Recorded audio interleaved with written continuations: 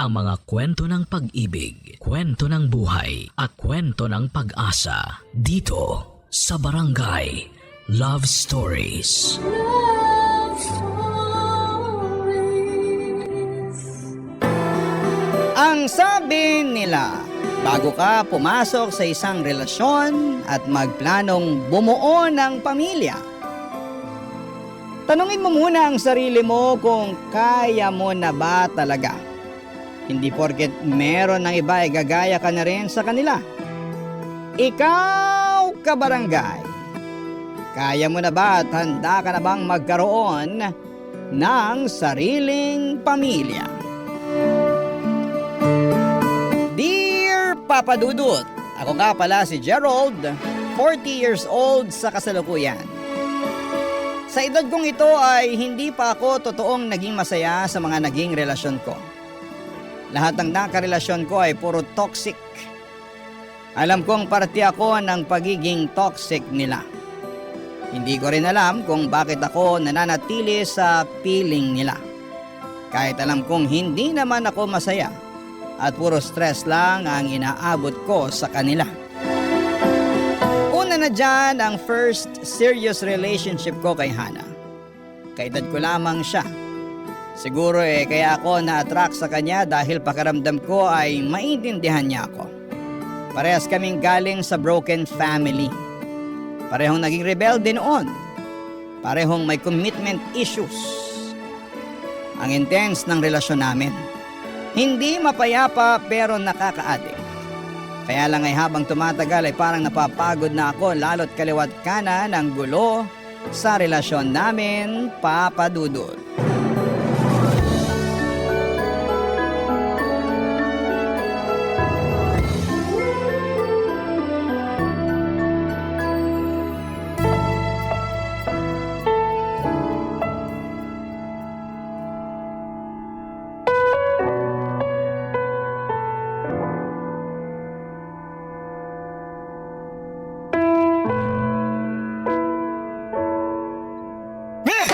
Buwisit na buhay to! Buisit talaga! Buisit ka! Buwisit ka rin! Ako pa yung gaganyanin mo? Ikaw na nga tong mali! Kailan ba ako naging tama sa paningin mo? Ano bang gusto mo? Magpanggap akong tama ang mga mali mo? Puro ka na lang issue, Hana. Walang katapusang issues. Iba ka rin ano? Ako na nga tong napahiya sa sagot mo sa pamilya ko kanina. Tapos ako pa tong masisisi na maraming issues? Ano bang masama sa sinagot ko sa kanila? Nagsabi lang naman ako ng totoo sa hindi pa ako handang pakasalan ka. Hindi pa handa? O hindi ka na talaga magiging handa?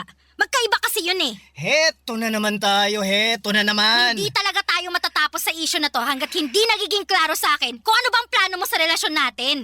Masyado niyo akong kinorner ng pamilya mo para pakasalan ka. Lunod na ako sa mga tanong nila kung kailan tayo magkakaroon ng anak, ano ba?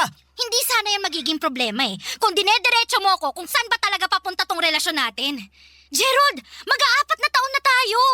Sa 4 na taon na yon, maayos ba tayo? Wala namang perpektong relasyon Alam ko naman yan. Pero sobre na yung katoksikan natin Puro na lang away. Magkakaayos tayo saglit, tapos bukas mag-aaway na naman. Pagod na ako sa ganito, Hana. Tapos ako pa tong may kasalanan kung hindi ako sigurado sa'yo? Hindi ka na sigurado sa akin? Hindi ko alam. Kasi naman, palagi na lang tayo nag-aaway Hana, mahal kita pero nakakapagod na. Sa tuwing kasama kita, imbis na payapa ang loob ko, palagi na lang ako takot. Takot na baka mamaya may mabuksan ka na namang issue mo sa akin. Aawain mo na naman ako kapag hindi ako nakasagot. Pag ayaw mo naman nasagot ko, mas lalo akong malilintikan sa'yo. Hindi ko na alam kung saan ako lulugar Parehas lang naman tayo Hindi naman sana ako aabot sa pang-uusisa sa mga issue mo kung nararamdaman ko lang na mahal mo ko at ina-assure mo ko na may future tayo. Hana, masyado akong broken na tao, alam mo yan. Pareho tayo, di ba? Kaya nga sana maintindihan mo kung hindi ko kayang mag-commit sa'yo habang buhay kasi hindi ko nga alam ang ginagawa ko sa buhay ko Hindi ko nga alam kung paano aasikasuhin ang sarili ko tapos gusto mo magpakasal pa tayo at magkaroon ng anak. Hindi na kasi ako bumabata, Gerald. Sana naman maisip mo yun. Naisip ko naman yun. Kaya nga lagi na kitang hinihiwalayan noon para may tsansa ka pang makahanap ng lalaki na magbibigay sa'yo ng kailangan mo. Kasi alam kong hindi ako yun. Oo, pinapalaya mo nga ako nun. Pero ikaw din naman tong bumabalik sa akin kapag nalulungkot ka. Tapos magkakabalikan na naman tayo. Pagiging maayos ulit. Tapos sa makalawa, gulo na naman ulit. Gerald, nakakapagod na. Iyan naman ang sinasabi ko eh. Di ba? Nakakapagod na nga. So ano? Maghihiwalay na naman tayo. Siguraduhin mo lang na kapag naghiwalay na tayo ngayon, wala nang balikan to, ha? Wala na talaga, Hana. Huli na to. Sigurado ako. Di ako naniniwala sa'yo. After a few days, babalik ka na naman sa akin. Hindi na, Hana. Ayoko na. At hindi na rin pwede kasi... Kasi ano? Nabuntis ko na si Ellen. Magsasama na kaming dalawa.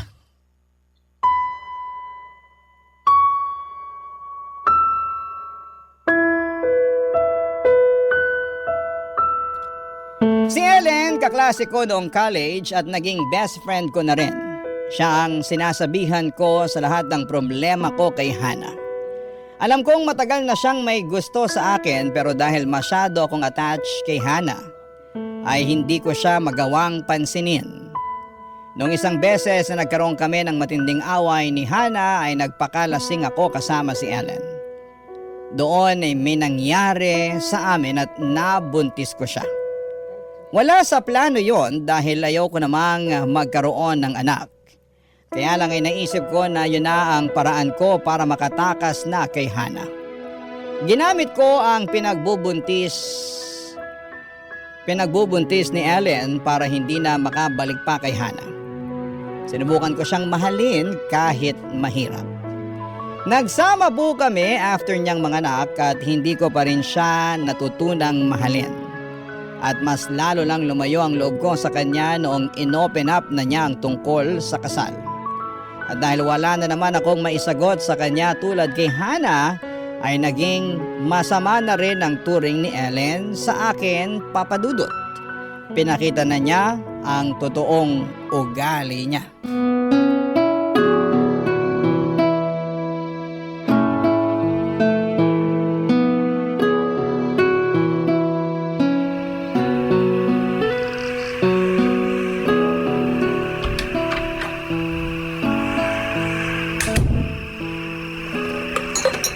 Asan ang anak natin?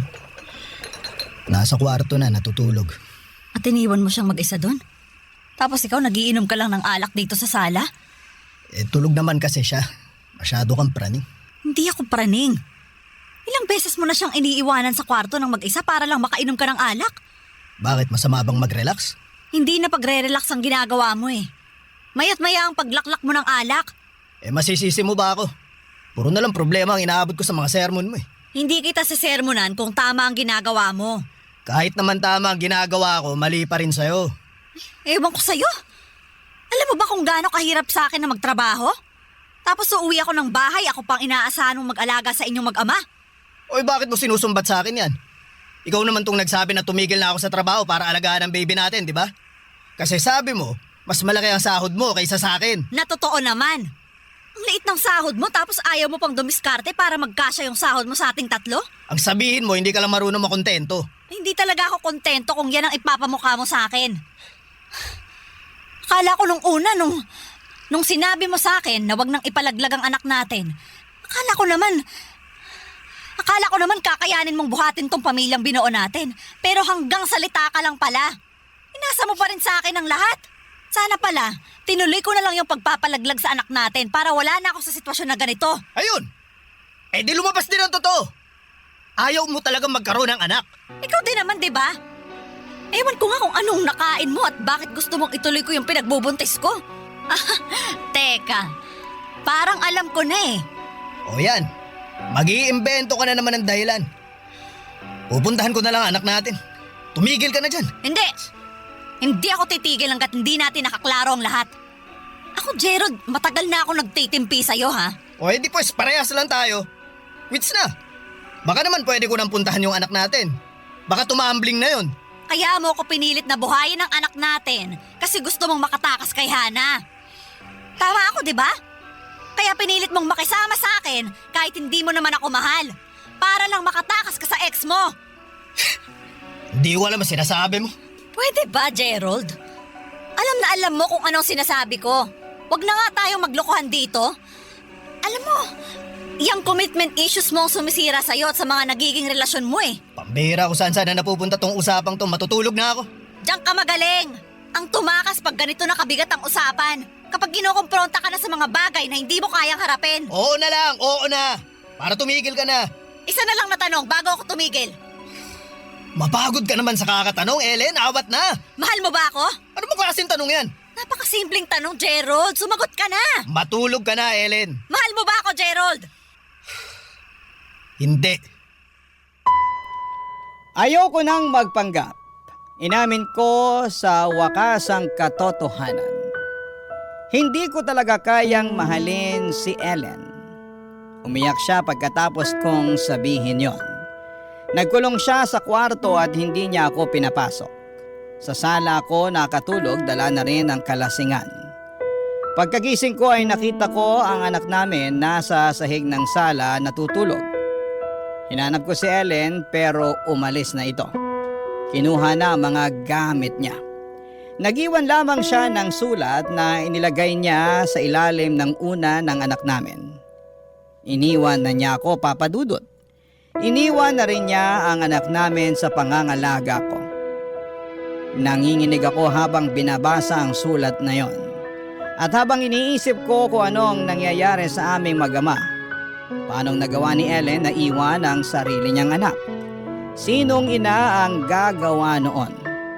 Naiyak na lamang ako habang kalong ang anak namin.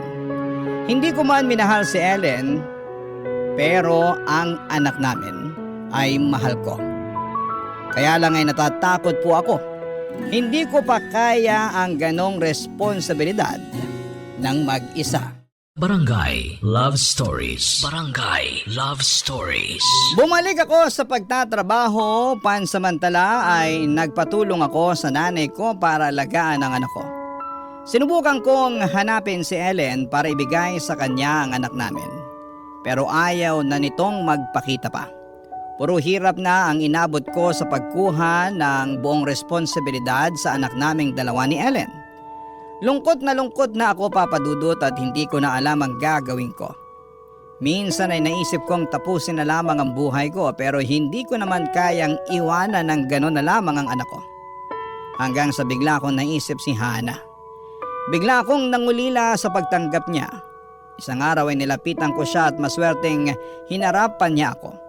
Alam kong mahal pa rin niya ako at pinuntahan ko siya sa bahay niya para makapag-usap kami at hindi na niya ako pinagtabuyan. At mukhang inaasahan na niya ang muling pagbabalik ko sa buhay niya.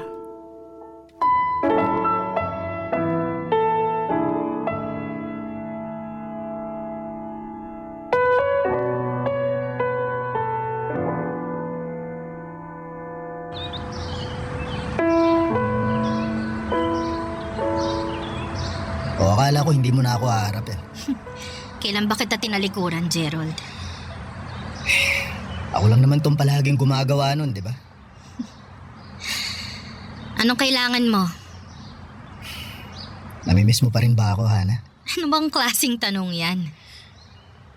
Mahal mo pa rin ba ako? Teka, bakit ba ganyan ang mga tanong mo sa akin? Nagtatanong ka kung anong kailangan ko, di ba? Ito na yun. Kailangan ko ng mga sagot mo. Gerald, ipapaalala ko lang sa'yo. Tapos na tayo. Ikaw to nakipaghiwalay sa akin, di ba? Kaya bakit ganyan na naman ang mga tanong mo? Kasi gusto kong bumalik ulit sa'yo. Di totoo naman palang hinala ako. Babalik ka rin sa akin. Ang lakas pa ng loob mo na magsabi no na hindi tayo magkakabalikan. Oh, bakit kinain mo biglang mga sinabi mo, ha? Mahabang kwento. Mahaba rin ang oras ko ngayon. Sabihin mo na kung bakit. Ayun. Hindi kami nag-workout ni Ellen. At sigurado ako dahil yan sa mga commitment issues mo. Hindi ko lang talaga siya mahal kaya hindi ako makapag-commit sa kanya. Hindi mo mahal pero inanakan mo. Siya pa nga tong pinili mo noon kaysa sa akin, di ba? At nagsisisi akong ginawa ko yun. Akala ko kasi iba siya eh. Akala ko maibibigay niya sa akin yung kapayapaan na kailangan ko. Nagkamali ka ng pinili, ganun ba? Oo. Hindi ako nahihiyang aminin yun. Nagsisisi ako na iniwan kita para sa kanya. Oh, ngayon mo lang nakita ang halaga ko. Oo. Sorry talaga. Kung pwede ko lang bawiin yung nangyari noon, hindi ko sana pipiliin si Ellen. O kaya, kung pwede mong bawiin yung nakaraan, sana pinili mong wag maghubad kasama siya. Wala na, nangyari na yun. Huwag na lang natin pag-usapan yun. Diyan ka magaling, Gerald eh. Kapag dehado ka na sa usapan, bigla kang titiklop. Pero kapag gusto mo akong ratratin sa mga isyo ko, G ka. Hana, ayoko na lang din talaga makipagtalo. Tinanggap ko naman na mali ako, di ba? Ano na? Babalikan mo ba ako? Bakit ba parang nagmamadali ka pa? Kasi kailangan ko na ng sagot mo. Para alam ko na kung anong mangyayari sa amin ng anak ko. Anak mo? Nasa yung anak niyo ni Ellen? Oo, iniwan niya sa akin. Hindi ko na nga mahagilap si Ellen eh. Ayaw na talaga niya sa aming mag-ama. At anong inaasahan mo? Na ako ang magiging nanay ng anak mo? Hana, wala na akong ibang nakikitang babae na pwedeng maging nanay ng anak ko kundi ikaw eh.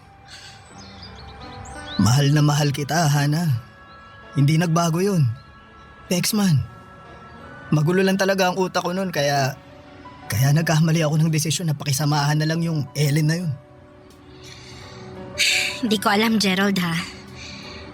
Ang alanganin ng sitwasyon mo. Hindi to alanganin, Hana. Baka ito na yung gustong mangyari ng Diyos. Gusto niyang magkabalikan tayo. Ano ba yan? Pati Diyos dinamay mo. Eh kasi wala naman sana ako sa harapan mo kung hindi ako binulungan ng Diyos na lapitan ka. Maniwala ka. Patawarin na lamang ako ng Diyos sa ginawa ko. Ginamit ko si Lord para lamang makumbinsi si Hana na balikan ako. Effective naman. Dahil doon at sa natitirang pagmamahal niya para sa akin ay nagkabalikan kaming dalawa. Doon ako napanatag at may nakatuwang na ako sa pag-aalaga sa aking anak.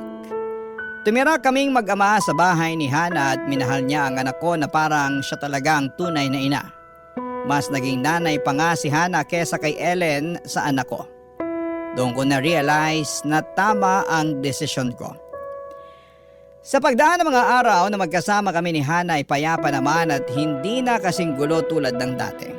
Ramdam kong nagpipigil lang din siya ng mga itatanong sa akin para lang hindi kami mag-away. Masaya na akong ganon ang ginagawa niya kasi ayoko rin namang sagutin ang mga katanungan niya. Dahil alam kong ligaw pa ako at hindi ko pa alam kung ano ang dapat sabihin sa kanya. Hanggang isang araw, lumabas na ang totoong mga isyu niya sa akin. Parang bumalik na naman kami sa dating pattern namin, Papa Dudut.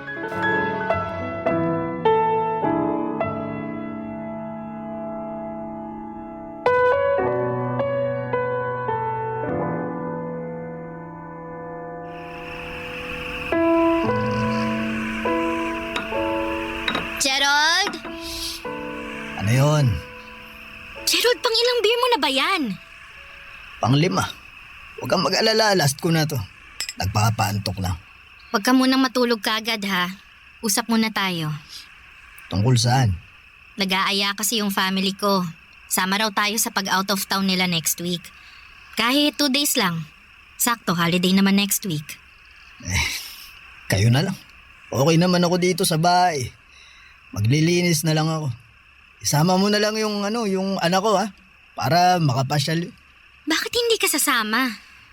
Alam mo namang hindi ako mahilig gumala eh. Gerald, magandang chance kasi to para makabanding mo rin ng maayos yung family ko. Alam mo naman yung gusot nyo noon, di ba? Oo, alam ko yun. Kaya nga umiiwas muna ako ngayon. Magpalamig ba? Saka na lang kami magkita-kita sa Pasko na lang siguro. Gerald naman, nakakahalata na kasi sila eh. Tuwing dumadalaw ako ron, hindi ka kasama. Kasama mo naman yung anak ko. Anak natin.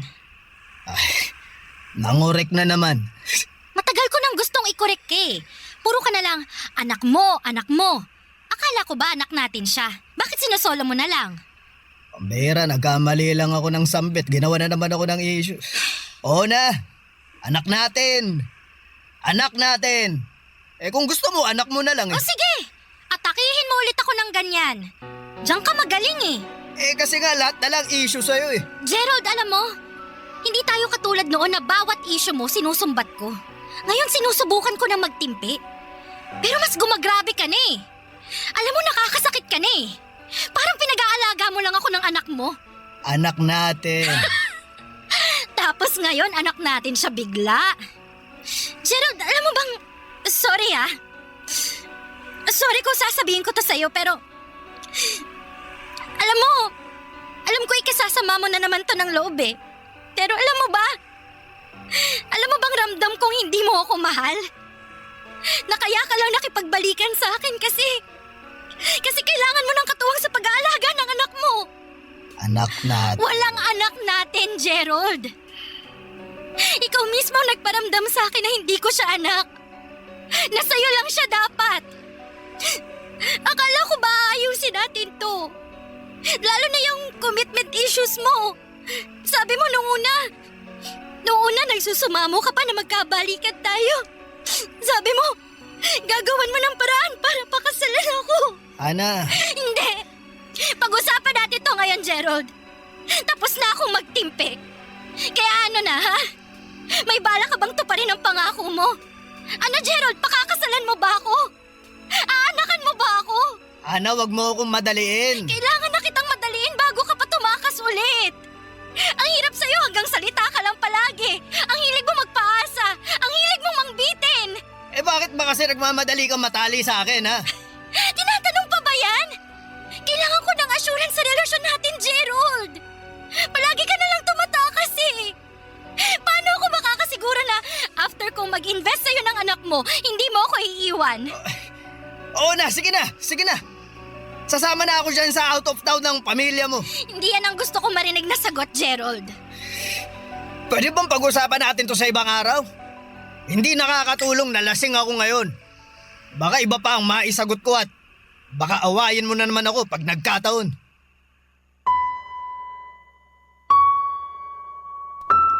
Maswerteng pinakinggan ni Hana ang pakiusap ko. Nilubayan niya ako ng gabing yon at pumasok na siya sa kwarto para asikasuhin ang anak ko. Anak ko. Oo nga no? Bakit ba hindi ko magawang sabihin na anak namin yon ni Hana? Bakit parang pinagdadamot ko sa kanya ang anak ko? Doon ko biglang narinig ang bulong sa isip ko. Dahil hindi ko naman totoong mahal si Hana. Nagpanggap lamang ako para balikan niya ako. Habang inuubos ang laman ng beer sa bote ay kinuha ko ang cellphone ko. Lumabas ako ng bahay at may tinawagan ako. Si Joy, kabit ko. Mas bata siya sa akin ng 5 taon pero kaya niyang unawain ang sitwasyon ko. Open-minded siya at ayos lang sa kanya kung side chick ko siya. Nakwento ko na rin sa kanya ang buhay ko kapag komplikado ang nangyayari sa amin ni Hana ay kay Joy ako tumatawag Papa Dudut. Barangay Love Stories. Barangay Love Stories. Alam ko naman sa sarili ko na may problema ako. Kaya lang ay hindi ko magawang kumprontahin ang sarili ko tungkol doon. Kaya lagi akong nagtatago at lagi akong tumatakas. Maswerte nga na sa pagtakas o pagtakbo ko sa issues ko ay meron akong napupuntahan. Yan na nga si Joy at nakilala ko siya nang minsang makatulog ako sa simbahan. Doon na kami nagkamabutihan at akala ko ay kakaibiganin ko lamang siya pero nakita kong game siya sa lahat. Nagkaroon po kami ng lihim na relasyon ni Joy. Alam niyang nilalapitan ko lamang siya tuwing problemado ako kay Hana. Issue na raw niya yon. Mahilig siyang dumikit sa mga broken na lalaki. Palibasa, yun na ang pattern niya sa relasyon. Nagiging kabit siya para sa mga lalaking problemado sa kanilang mga kasintahan, Papa Dudut.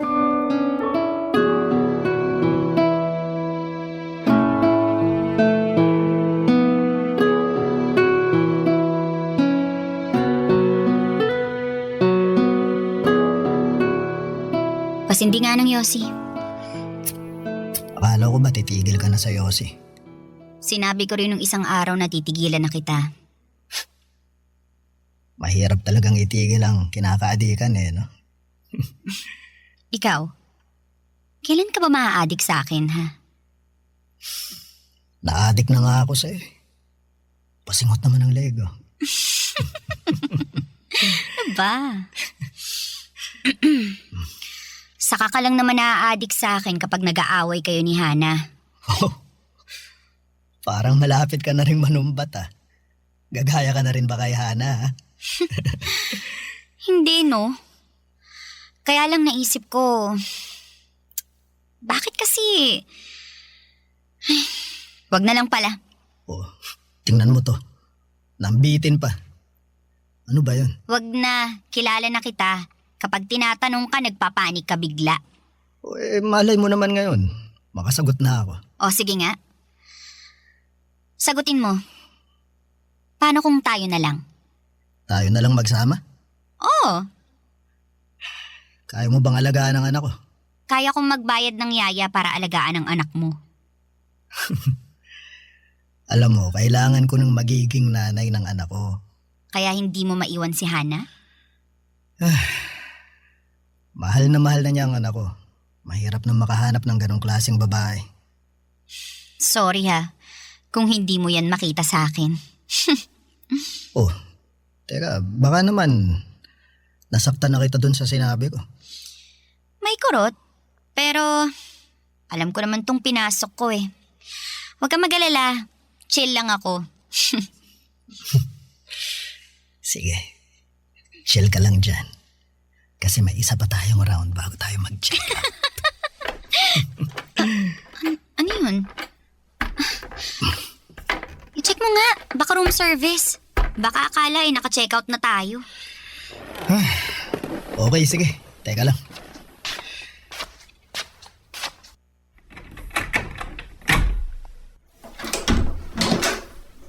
Hello, Gerald.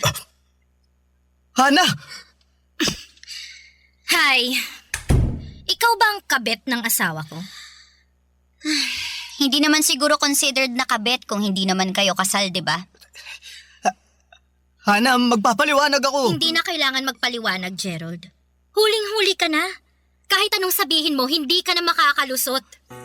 Hihingi lang ako ng sorry. Hindi naman kailangan ng sorry ni Hana. Tignan mo nga oh, chill lang siya. Magpasalamat ka at pinili kong kumalma ngayon. Kapag nagalit ako, ubus ang buhok mo. O di sige magalit ka. Para magkaalaman na kung effective yung anti-hair fall shampoo ko. Joy, tumigil ka na. Ikaw ang tumigil, Gerald. Ikaw naman, umuwi ka na. Pag-usapan na lang natin to sa bahay. Oo nga girl, umuwi ka na. Kasi may isa pa kaming round bago mag-check out. Dali, alis na! Kinagalit niyo talaga ako, ha? Ngayon, galit na talaga ako! Tama na! Hoy! Joy! Tama na! Ano ba? Huwag dito!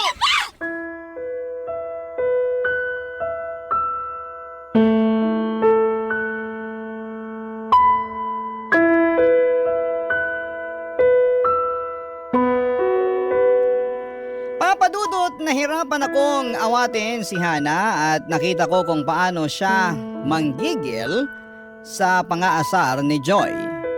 Mabuti na lamang at umawat na rin ang ibang mga hotel staff. Nagmadaling umalis si Hana at naiwan kami sa kwarto ni Joy nang hindi nag-iimikan. Nagpa-extend ako ng 1 oras noon para makapag-relax muna bago ko harapin si Hana. Alam kong sa pag-uwi ko ay may kailangan ng maghanap. Pagka-uwi ko ng bahay ay wala roon ang anak ko at ibinigay pala muna ni Hana sa nanay ko para alagaan. Kasi noong mga oras na yon ay nag-iimpake na si Hana. Apartment naman niya yon, pero mas pinili niyang siya na lamang ang umalis. Siguro ay awa na lang para sa anak ko. Mahal na rin niya ang anak ko.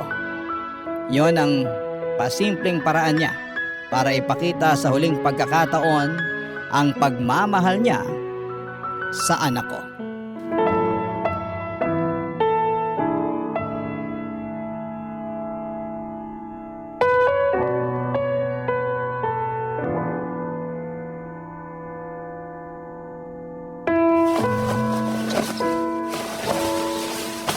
Mag-usap naman tayo, Hana. Wala na tayong dapat pag-usapan. Marami. Paano yan? Ayaw ko na makipag-usap sa'yo eh. Dati ikaw tong gustong makipag-usap sa akin palagi. Di ba marami kang tanong? O heto na yun. Hindi na. Nasagot na lahat ng tanong ko tungkol sa'yo. Paano, ito na ba yun? Maghihiwalay na ulit tayo? At huli na to. Ay, sigurado na bang huli na? Oo, huli na. Huli na rin ang lahat para ayusin mo kung ano man tong gulong iniwan mo sa buhay ko. Hana! Hayaan mo ako magsalita. Ang tagal ko nang nalulunod, Gerald. Hayaan mo naman ako makaahon ngayon. Hana! Hana, sorry talaga. Dapat ka lang mag-sorry. Ang dami mong hassle na ginawa sa buhay ko, Gerald. Mula umpisa, wala kang inambag kundi sama ng loob. Dahil sa'yo madalas ako nag-overthink. Lagi kong pinagdududaan yung sarili ko. Dahil sa takot mong mag-commit, tinatanong ko na tuloy yung sarili ko. Hindi na ba talaga ako kamahal-mahal? Bakit ayaw mo mag-commit sa akin? Bakit ayaw mo akong pakasalan? Bakit ayaw mo akong anakan? Hana, tama na. Hindi ikaw ang problema. Alam ko! Dahil ikaw ang problema dito, Gerald. Ikaw at yung mga commitment issue mo. Isama mo na rin yung patterns mo. Paulit-ulit ka. Sa tuwing mapapalapit ka sa isang babae, bigla kang kakabig. Bigla kang matatakot. Bigla kang aatras. Bigla kang hahanap ng dahilan para sirain yung relasyon mo kahit gaano pa yung kaganda. Bakit ba palagi kang umaatras kapag may nagmamahal sa'yo? Alam mo naman ang sagot ko dyan, di ba? Alam ko. Pero mas payapa yung loob ko kapag ikaw na mismo ang sasagot. Hana, sinubukan ko naman talaga na mahalin ka ulit eh. Sabi ko na eh. Di mo naman talaga ako mahal. Pasensya ka na kung nadamay kita sa takot ko na alagaang mag-isa yung anak ko. Oo, aaminin ko, nagpanggap akong mahal pa rin kita para bumalik ka sa akin. Kasi kailangan ko ng tulong mo eh. Sabi ko naman sa sarili ko, aaralin ko ulit na mahalin ka. Naisip ko, hindi naman na siguro ganun kahirap yun kasi minahal na rin naman kita noon, di ba? Pero nagkamali ako. Hindi pala madali. Hindi ko na alam ang isasagot sa'yo. Wala na akong lakas makipagtalo sa'yo. Pasensya ka na talaga, Hana. Dinamay kita sa mga issue ko. Hindi ko naman sinadyang saktan ka. Hindi sinasadya. Nang nagpanggap kang mahal mo ko. Alam mo, masasaktan ako kapag nalaman ko ang totoo, di ba? Wala naman kasi akong balak na ipaalam sa'yo na hindi kita mahal eh. Nabulilyaso lang ngayon, kaya... Pwede ba, Gerald? Huwag ka na magsalita. Mas pinapalala mo lang yung galit ko sa'yo eh. Hana, sorry. Goodbye, Gerald. Ipagdadasal ko na lang palagi na sana mahanap mo ang sarili mo. Na sana maayos mo lahat ng issues mo. Para hindi ka na nakakasira ng buhay ng ibang tao. Pagdasal mo rin ako, ha? Ikaw pwede. Na sana tulungan ako ng Diyos na makalayo sa'yo. Ipagdasal mo na huwag na tayong magkikita ulit. Kasi Gerald, hindi ko nakakayanin pa kung makikipagkita ka ulit sa akin. Sorry, Hana. Alagaan mo ang anak mo. Huwag na huwag mong hahayaang magaya siya sa'yo. At huwag kang mag-alala. Isasama ko sa mga panalangin ko na sana hindi siya makatagpo ng tulad mo balang araw. Dahil sigurado ako, Gerald, hindi mo makakayanan na makita ang anak mong umiiyak dahil nakatagpo siya ng tulad mo. Hindi ko na pinigilan si Hana, Papa Dudut. Hinayaan ko siyang makalabas ng pintuan. Sobrang mali na kung hahabulin ko pa siya at hihingi ng ikalawang tsansa.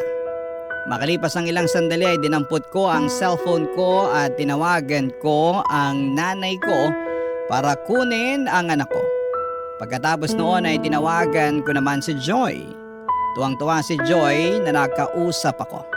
Lalo na noong nabalitaan niyang hiwalay na kami ni Hana.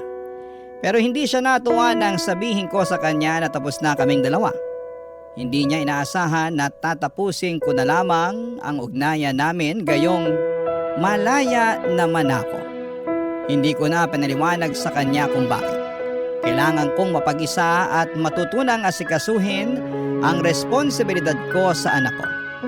Wala akong ibang dapat na asahan kundi ang sarili ko. Tama si Hana. Hindi ko kakayanin ang pagdating ng araw na katulad ko ang makilala ng anak ko. Hindi ko siya kayang makitang masaktan. Kaya ngayon pa lamang ay kailangan ko nang ayusin ang sarili ko para maging mabuting magulang at ehemplo sa anak ko. Hanggang dito na lamang po ang aking liham. Maraming salamat po, Papa Dudut. Ang inyong kapuso at kabarangay forever, Gerald. Kwentuhan naman tayo dito sa comment section.